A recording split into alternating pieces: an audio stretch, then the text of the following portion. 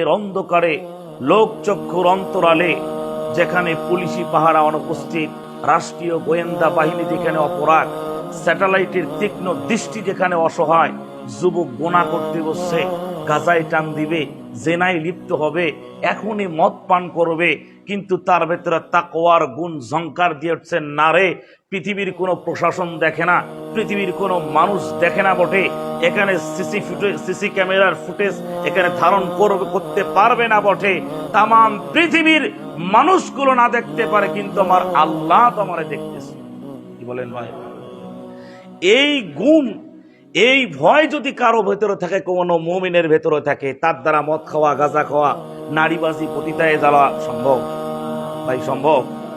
এই তাকওয়ার গুণ আমাদেরকে অর্জন করার জন্য, তাকওয়ার শিক্ষার দীক্ষায় দীক্ষিত করার জন্য রমাদান আমাদের কাছে এসেছে।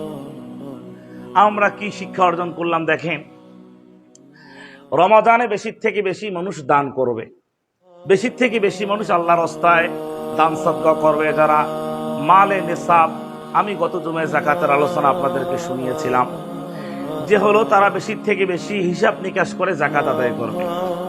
আর আমাদের ভেতর